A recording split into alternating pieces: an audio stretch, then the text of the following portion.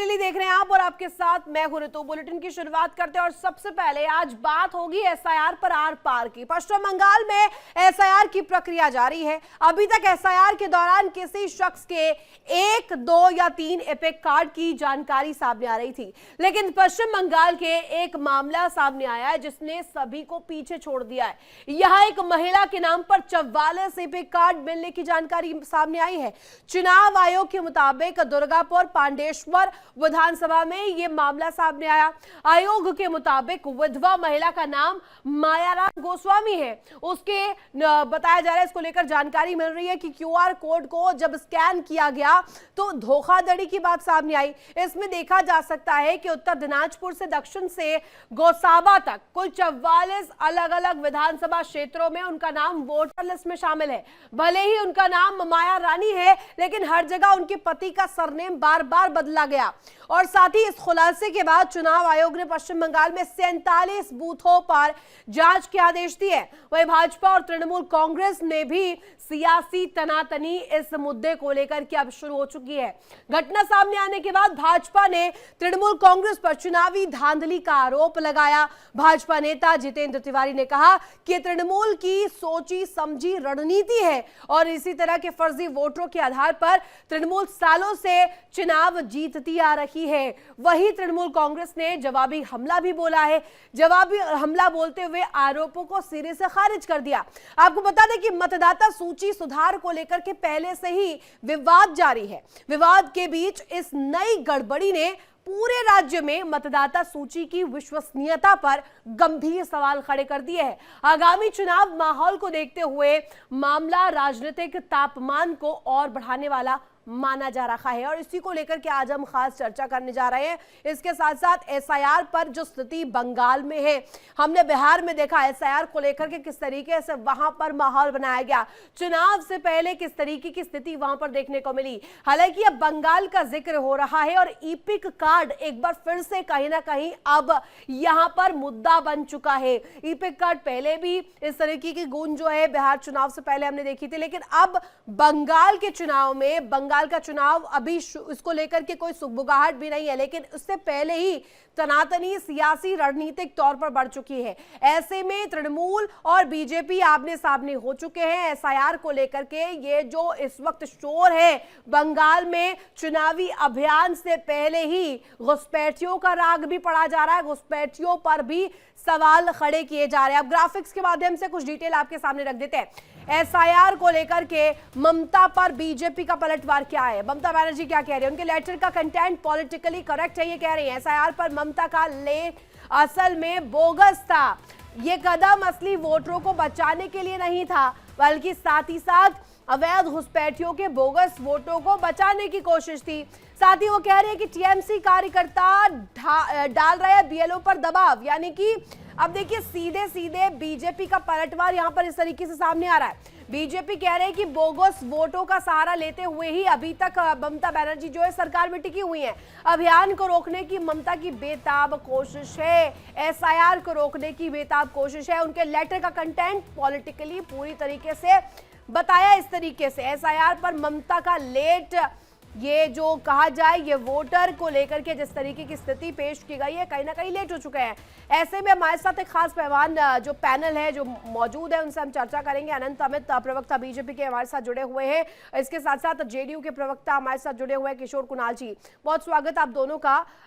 सबसे पहला सवाल बीजेपी के प्रवक्ता से ही मेरा रहेगा। सर ये बताइएगा अनंत जी, बीजेपी के तमाम आरोप और ऐसे में आप जो कह रहे हैं कि बोगस वोटरों का सहारा लेते हुए, यानी कि सीधे सीधे फॉल्स वोट्स का सहारा लेते हुए आज तक ममता बनर्जी सरकार में रही हैं, इसके पीछे की वजह? देखिए ऋतु जी, ये तो हम प्रारंभ से पूरे देश में एसआईआर जिस तरीके से चल रहा है, जब बिहार में एसआईआर हुआ तो कांग्रेस और इंडी गठबंधन के लोग, तमाम लोग सड़क से लेकर सदन तक में ये शोर मचाते रहे, लेकिन बिहार का चुनाव संपन्न हुआ। आपने देखा होगा कि एसआईआर कितना सफल रहा, सफल प्रयोग रहा। और एसआईआर कोई देश में पहली बार तो हो नहीं रही है, बंगाल में 2002 में भी एसआईआर हो चुका था। लेकिन हम बार बार ये कहते रहे कि जिस तरीके से ममता जी ने घुसपैठियों के सहारे और तमाम अवैध वोटरों के सहारे सत्ता में लगातार 15 साल तक बनी रही है। और आपने देखा देखो मीडिया रिपोर्ट के हिसाब से आ रहे हैं कि लगभग 26,000 लोग पलायन करके जा चुके हैं, वेस्ट बंगाल छोड़ चुके हैं। तो ये बता रहे हैं। और चुनाव आयोग ने जिस तरीके से, और आज देखिए जो चुनाव आयोग का जो आया है, चुनाव आयोग ने कहा है, एक एपिक पे हमने 3-4 तो सुना था, लेकिन 44 से बहुत ही गंभीर और खतरनाक मामला है, और चुनाव आयोग पे इस पर संज्ञान लिया है। चुनाव आयोग का हम धन्यवाद देते हैं। और भी खुद टीएमसी के बीएलओ ने कहा है उसी बूथ पर कि इसकी जांच होनी चाहिए, यानी कि निश्चित तौर पे। और जिस तरीके से आज दिल्ली के प्रदेश अध्यक्ष ने दिल्ली के चुनाव आयोग को पत्र भेजा है, एक बूथ की चर्चा उन्होंने की है, तो खुद राहुल गांधी जी एक तरफ प्रश्न उठा रहे, और वोट की शुद्धिकरण तो ये देश की मांग थी और देश में होना चाहिए, तमाम प्रदेशों में हो रहा है। दिल्ली के प्रदेश अध्यक्ष ने आज चुनाव आयोग दिल्ली प्रदेश को एक पत्र भेजा है जिसमें कहा है कि एक बूथ पे इतने गलत ईपिक से पाए गए हैं। तो निश्चित तौर पे वोट का शुद्धिकरण होना चाहिए। और राहुल गांधी जो बार बार एसआईआर को लेके जो मुद्दा उठा रहे, वो मुद्दा है ही नहीं। मुद्दा इस देश में वोट का शुद्धिकरण है, और जिसको प्रदेश की, बिहार की जनता ने सफल प्रयोग के बाद वोटरों ने जिस तरीके से निकल के वोट किया है, तो बंगाल में भी यही होने वाला है। और जो वोट के सौदागर हैं, वोट के डकैत हैं, वोट के चोर हैं, उन्हीं लोगों को इन बातों से दिक्कत है। और इस देश में अगर वोट की डकैती और वोट का चोर, ठीक है अनंत अमित जी, आप कह रहे हैं कि जो डरा है, जिसको डर है कि वोट उनको नहीं मिलने वाला, उनके खिलाफ ये आंधी है, वो ही कहीं ना कहीं डरे हुए हैं। किशोर कुणाल जी मेरे साथ जुड़े हुए हैं। किशोर कुणाल जी, ये बताइएगा, अभी टाइमिंग पर सवाल खड़े हो रहे हैं। बिहार में भी हमने देखा था चुनाव से पहले जब एसआईआर का मुद्दा गूंजा, वहां पर भी कहा गया कि चुनाव के आने से पहले ही क्यों आ रहा है। और अब बंगाल की बारी है, तो बंगाल में भी इस तरीके की जो है हम देख रहे हैं, इस तरीके का बीज डाला जा रहा है। वहीं अगर कहा जाए, सरकार की लाइन और लेंथ पर सवाल किया जा रहा है कि एसआईआर लाने की इतनी हड़बड़ी क्यों है। नहीं देखिए रितु जी नमस्कार। ये देखिए एक प्रशासनिक प्रक्रिया है, और बिहार में भी अपनाया गया, बंगाल में अपनाया जा रहा है, और मैं समझता हूँ देश के अंदर सभी जगह अपनाया जाएगा। और इसका एक ही उद्देश्य है, सटीक मतदाता सूची, वोटर लिस्ट का प्यूरिफिकेशन। इसका दूसरा उद्देश्य है कि जो टर्नआउट है वोटर्स का, वो बेहतर बन सके। जिस प्रकार से टर्नआउट लगातार गिरा है पिछले कई वर्षों से, आप चुनाव को देखेंगे तो लोगों का रुझान घटा है चुनाव के प्रति।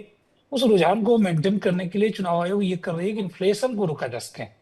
वोटर्स की संख्या में जो इन्फ्लेशन है, फ्लॉ है, जो अधिक दिख रहा है जेन्युइन से, उसे रोका जा सके। और उसका 2 पैरामीटर है, कैसे अवैध वोटरों को हटाया जाए। अवैध का अर्थ यहाँ पे ये होता है किसी नागरिकता से नहीं जुड़ा जाए। अवैध का मतलब होता है कि एक ही व्यक्ति 2 अलग अलग जगह पे नाम रखा हो, या कोई शिफ्ट कर चुका हो, या किन्हीं की मृत्यु हो चुकी हो। तीनों परिस्थिति में जो प्रविष्टियां हैं उसे अवैध ही माना जा सकता है। तो ये भी है ना कि आखिर दीदी को परेशानी इससे क्यों है, ममता बनर्जी को समस्या क्या है। अगर एसआईआर हो जाती है, जो एक कुल संख्या है वो सामने आ जाएगी। जो इंटेंसिव रिवीजन का सहारा लेते हुए हम देख रहे थे, वोट प्रतिशत बिहार में बढ़ा था, बंगाल में भी बढ़ जाएगा ऐसे ही। मुन्ना हबीब जी मुझे ज्वाइन कर चुके हैं, कांग्रेस की तरफ से नेता है। टीएमसी नेता एहतेशाम उल हक जी भी मेरे साथ जुड़े हुए हैं। एहतेशाम जी, एक खबर सामने आई है बंगाल से, जहां मायाराम गोस्वामी नाम की महिला है। क्यूआर कोड जब स्कैन किया गया न्यूमरेशन फॉर्म का, तो उसमें धोखाधड़ी पाई गई। कहा गया कि हस्बैंड है नहीं, विधवा है, लेकिन 44 अलग अलग विधानसभा क्षेत्रों में वोटर लिस्ट उनका पाया गया है सर। तो अगर इसको चेक कर लिया जाए एसआईआर के जरिए, तो क्या दिक्कत है सर? सबसे पहले रितु जी देखिए, ठीक है, एसआईआर को लेकर के हम लोग डिबेट बैठे हुए हैं। हमारे मित्र अभी जो प्रवक्ता बीजेपी के हैं, उन्होंने अनंत अमित जी बहुत ही अच्छे ढंग से बात कर रहे थे कि एसआईआर में प्रॉब्लम किनको होगा, जो वोट चोर है और समझ लिए वोट डकैत है। इन्होंने अभी आपके बीच में ये बात कर रहे थे।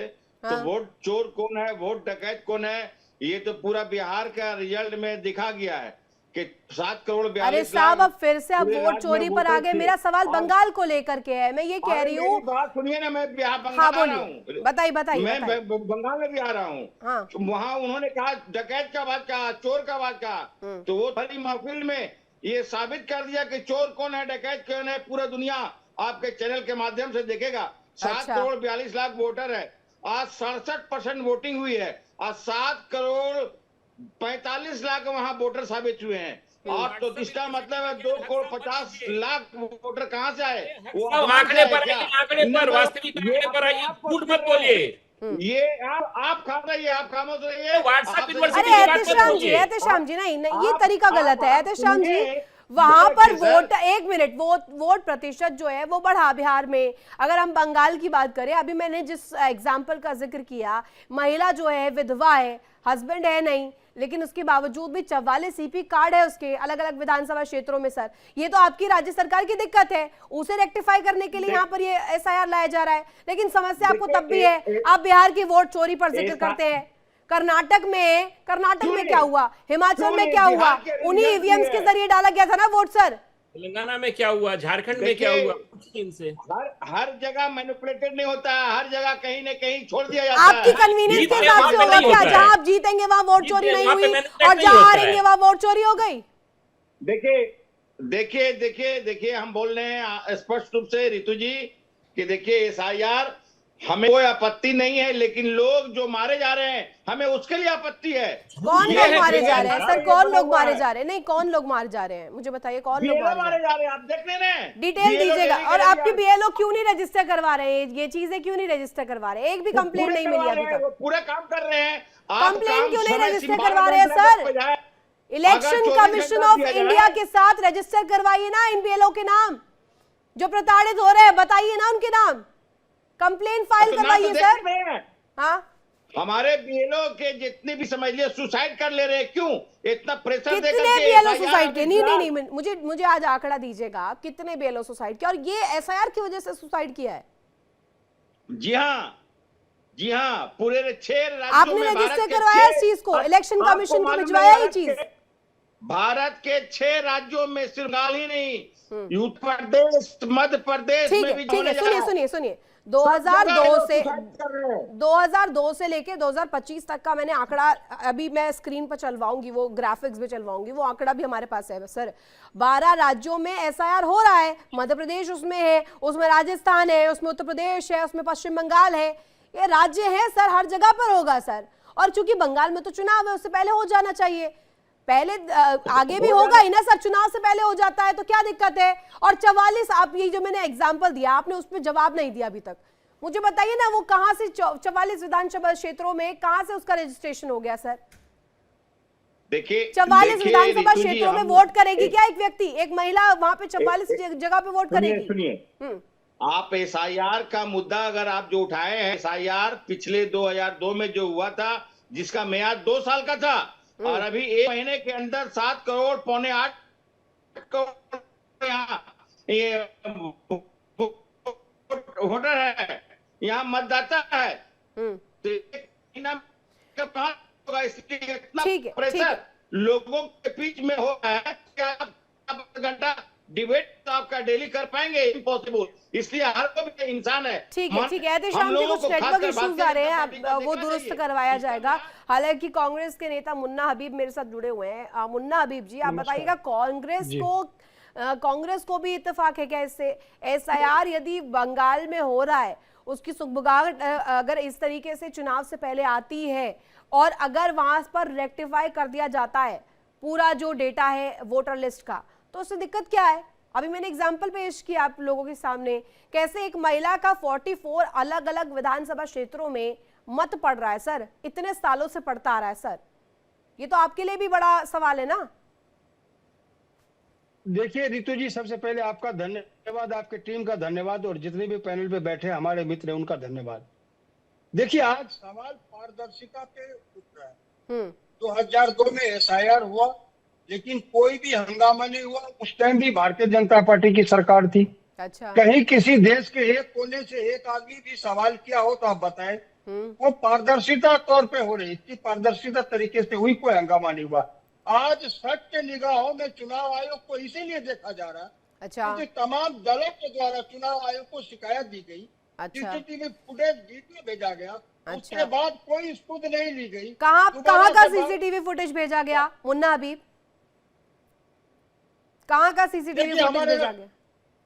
बिल्कुल रितु जी, हमारे राष्ट्रीय मुन्ना हबीब जी, बिहार राज्य भी था ना, बिहार में भी एसआईआर हुआ ना? सुनिए, बिहार में भी हुआ ना एसआईआर, वहां पर तो आप लोगों ने वोट चोरी का मुद्दा पहले से उठा लिया था चुनाव से पहले, लेकिन एक कंप्लेन नहीं आई मुन्ना हबीब जी, एक कंप्लेन ईसीआई को नहीं मिली। रजिस्टर करवाइए ना सर, सीधे सीधे। रितु जी, जवाब दे दूं? दीजिए। कांग्रेस मुख्यालय में 55,000 लोग आए, हम्म, 100-150 के आंकड़े में दिन प्रतिदिन, हाँ, जिनके नाम मृत्यु घोषित करके काटे गए, वो जीवित लोग चाय पी रहे थे। अच्छा इसके शिकायत पे चुनाव आयोग ने क्या सुध लिया? एक एक घर में 44 सर, 44 चुनाव आयोग फैक्ट्स पे काम करता है, चुनाव आयोग डेटा पे काम करता है, चुनाव आयोग मौखिक भाषा पर काम नहीं करता है। आप मौखिक तौर पर कुछ कह दें और उस पर संज्ञान ले, ऐसा नहीं होगा sir. You have to give in writing. BJP के प्रवक्ता मेरे साथ जुड़े हुए, बीजेपी के प्रवक्ता मेरे साथ जुड़े हुए, अनंत अमित जी, अनंत अमित जी इनको जवाब दीजिएगा। बिहार में एसआईआर हुआ, बिहार में 90,000 चुनाव बीएलओ आयोग लगे, बीजेपी तमाम के पार्टी कहने के पे लोग काम थे, करता है। 46,000 चुनाव बीएलओ आयोग कांग्रेस खास के थे। जनता के कहने पे लेकिन मैं काम कांग्रेस करता के है। मित्र से पूछना चाहता हूं, आपके कांग्रेस के एक बीएलओ ने ईसीआई को एक रिटर्न में कोई कंप्लेन करा हो? एक अरे रिटर्न में कोई कंप्लेन? चोरी करके, साहब, आप बिना झूठे चोरी प्रमाण करके लेकर जो आते हैं। सरकार आप कभी वो बनाए हो, कर्नाटक में मित्र श्रीवास्तव जी का लेकर ये आते हैं, देश की क्योंकि जनता लखनऊ देख का रही आदमी है, होता है, तुम्हारी बार-बार नीयत क्या को इसी भाग तरह चुकी बदल है। रहा होता है, जिस जेन्युइन होता तरीके है, से और बिहार में मीडिया के 65 सामने लाख बोलता है लोगों के कि राहुल नाम गांधी जी काटे झूठ गए, बोल रहे हैं। बिहार में जीवित मीना देवी लोग की थे, चर्चा करते उन्हें हैं, मृत वो बाद में वो घोषित किया बहन गया। आकर बोलती है ये राहुल गांधी सिस्टम झूठ बोल रहे तुम्हारे हैं। बंगाल में तो नहीं झूठे चलेगा। प्रमाण के तहत ये बार-बार सिस्टम एसआईआर बंगाल के में मुद्दे नहीं पे आप चलेगा। जनता को दिक्कत भ्रमित क्या है करना चाह रहे हैं, ऋतु इसलिए बिहार की जी, जनता ने आपको बंगाली रास्ता लोग दिखा हैं, दिया। वो आप भारतीय झूठे जनता मुद्दे पर पार्टी मत के आइए, दुश्मन है। आप जेन्युइन मुद्दे बंगाली पर रहिए। भाषिक अगर लोग आपको इलेक्शन भारतीय कमीशन जनता की पार्टी जैसे को कोई शिकायत है, बांग्लादेशी तो आप समझ उसको आते रिटर्न हैं। में दीजिए ना, आप उसको रिटर्न में घुसपैठिया जवाब दीजिए, आप रिटर्न में कंप्लेन करिए। लेकिन आप सुनिए सुनिए, ऐसे तो डिबेट कहीं और ही चली जाएगी। जो दर्शक देख रहे हैं उन्हें कुछ समझ नहीं आ रहा है, जो दर्शक देख रहे हैं उन्हें कुछ समझ नहीं आ रहा है। मुन्ना हबीब जी रुक जाइए, talk when your turn is. Anant Amit ji, मुझे बस ये क्लियर कीजिएगा, लाइन और लेंथ पर सवाल किया जा रहा है, टाइमिंग पर सवाल किया जा रहा है। एसआईआर इस टाइमिंग पर लाया गया और इतनी जल्दी आप अगर करवा रहे हैं, ट्रांसपेरेंसी पारदर्शिता को लेकर सवाल किया जा रहा है, इस पर आपका जवाब। देखिए रितु जी, इलेक्शन कमीशन ने जिस तरीके से एसआईआर को लेकर बिहार में भी 5 महीना पहले किया, उत्तर बंगाल में तो मार्च में चुनाव है, 6 महीना पहले से शुरू हो रहा है। कभी ये 2 महीने को मुद्दा बनाते, कभी 6 महीने को मुद्दा बनाते। लेकिन इलेक्शन कमीशन यदि सक्षम है तभी तो ये करवा रही है, और बिहार में तो उन्होंने दिखा दिया, बिहार में सक्सेस रेट उनका रहा। और जिस तरीके से तो बार बार कह रहे, अगर किसी भी दल को कोई शिकायत है तो आप उसको ईसीआई को रिटर्न में शिकायत करिए। लेकिन मीडिया के सामने आकर कभी हाइड्रोजन बम, कभी नाइट्रोजन, झूठे झूठे प्रमाण लेकर आते हैं ना। अभी आपके युवराज ने एक होटल का प्रमाण लेकर आए, ऋतु जी 10 सेकंड मीडिया के सामने कहा कि माननीय राहुल गांधी जी झूठ बोल रहे हैं। आपने श्रीवास्तव जी का प्रमाण कर्नाटक में लेकर आए, वो लखनऊ का आदमी था, उसने कहा कि राहुल गांधी झूठ बोल रहे हैं। बिहार में मिंटा देवी को लेकर आए, उसकी तस्वीर प्रियंका गांधी जी उनका टी शर्ट पहन के घूम रही थी, वो बहन बाद में आके ठीक है। अनंत अमित जी, एहतेशाम मुल्हक जी मेरे साथ जुड़े हुए हैं। एहतेशाम जी, आप भी जवाब दीजिएगा और मुन्ना हबीब आप भी सुनिएगा ये चीज, क्योंकि मैं नेक्स्ट प्रतिक्रिया मुन्ना हबीब से ही चाहूंगी इस पर। एहतेशाम जी, ये मुझे बताइएगा, आप लोगों ने जो मुद्दा उठाया कि समय इस तरीके से क्यों लाया जा रहा है, इतने कम समय में कैसे होगा, पारदर्शिता कैसे मेंटेन की जाएगी, इसकी क्रेडिबिलिटी क्या है, राइट? लेकिन ये बताइएगा, बिहार में भी तो किया गया, बिहार में तो वोटर्स टर्नआउट भी बदल गया, बिहार में तो मतदाता प्रतिशत भी चेंज हुआ और क्लियर सबको जानकारी भी मिली। ऐसा बंगाल में हो रहा है तो दिक्कत क्या है सर? देखिए, दिक्कत की कोई बात नहीं ऋतु जी। सबसे पहले हमारे जो मित्र बैठे हुए हैं प्रवक्ता बीजेपी के, उन्होंने कहा कि ईसीआई को लेटर देना चाहिए। तो मैं बता दूं कि 3 दिन पहले हमारी मुख्यमंत्री ममता बनर्जी ने आपको इलेक्शन कमीशन ऑफ इंडिया के चीफ को लेटर लिखे हैं। उन्होंने कहा भी इनको फौरी तौर पर रोका जाए, इसलिए मौतें बहुत हो रही है। मैं उनका जवाब दिया। अब आप जो कह रहे हैं कि इस तरह का, हमारे कहने का मतलब है कि देखिए हो क्या रहा है, यहाँ पे जो हो रहा है बिहार और बंगाल में बहुत डिफरेंट है। अरे ममता बनर्जी ने पत्र लिखा, ठीक है सुनिए, ममता बनर्जी ने पत्र लिखा, ममता बनर्जी ने ईसीआई को लेटर लिखा कि इतनी मौतें हो रही हैं, इतना चीजें हो रही हैं, ईसीआई उसको डिटेक्ट करवाएगा। लेकिन सीधे एसआईआर को आप गलत ठहरा देंगे। अगर किसी बीएलओ की मौत हुई है, इसी वजह से सुसाइड किया है, तो वो जानकारी निकलेगी, ईसीआई रेक्टिफाई करेगा ना उसको। सर, आप पूरे प्रणाली को गलत कैसे बता सकते हैं? हाँ, जानकारी तो दे रहे हैं। 36 मौतें हो गई है। 36 लोगों की बीएलओ की कोई जान नहीं है क्या? उनकी कीमत नहीं है क्या? कितने लोगों की जान लेंगे? हमें ये समझ में और नहीं जो आता ये कितने बार लोगों बार की जान सुनिए गई। सुनिए, आप कह रहे हैं बीएलओ की जान, सुनिए वो मैं कह रही हूँ वो बिल्कुल गलत है, वो अगर हो रहा है तो वो चेक कराया जाएगा, ईसीआई इस पर कॉल बिल्कुल। लेगी। लेकिन अगर मेरी बात जरा आप इसे गौर से सुनिएगा, ये जो एग्जाम्पल मैंने दिया, एक महिला 44 विधानसभा क्षेत्रों में जाती है, वोट डालती है, मत डाल के आ जाती है, तो सर ये सही हो रहा है क्या? वो 44 जगह अलग अलग वोट करेगी क्या?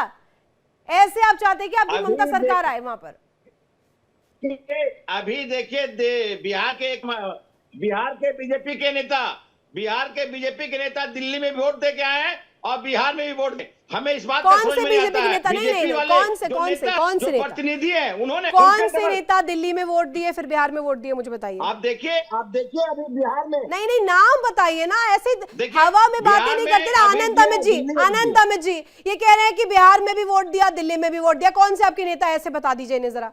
नीतू जी, ये जिनकी चर्चा कर रहे हैं राकेश सिन्हा जी का, राकेश सिन्हा जी ने मीडिया के सामने आकर कहा कि हमारा दिल्ली में वोट था, चूंकि मैं बेगूसराय का रहने वाला हूं, हमने अपना ईपीआईसी चेंज करा के मैं बेगूसराय आया। और यदि हक साहब अगर कोई भी इस तरह का अगर अपराध करता है तो उसमें इलेक्शन कमीशन को ये है कि 6 महीना को उसको सजा हो सकती है। अगर किसी ने इस तरह का किया है तो कानूनी कार्रवाई होगी उसके खिलाफ। लेकिन खुद सिन्हा साहब ने आकर मीडिया के सामने कहा कि हमारा वोटर दिल्ली में था लेकिन हमने बिहार में आके करवाया, तो इसमें क्या है? एहतेशाम जी जानकारी दे रहे हैं, वो सुन लीजिए। अब आप बोलिए ना, अनंत अमित जी बोल रहे हैं। आप झूठे नैरेटिव सेट मत करिए ना। कार्रवाई किए चुनाव आयोग, ये तो इलेक्शन कमीशन ये जांच का विषय है ना हक साहब। आज अगर उन्होंने वोट डाला, वो तो कह रहे हैं ना मीडिया के सामने, उन्होंने आकर कहा कि साहब हमारा दिल्ली में वोट था। वो प्रोफेसर है, बकायदा पढ़े लिखे लोग हैं, राज्यसभा में रहे हैं वो 6 साल, और वो संघ विचारक के लोग हैं, वो झूठ बोलने वाले लोग नहीं है। और जिस तरीके से उन्होंने कहा मीडिया के सामने आकर कहा, मीडिया के सामने आकर के लोग झूठ नहीं बोलते हैं, संघ विचारक के लोग झूठ नहीं बोलते हैं और बाकी सब झूठ बोलते हैं।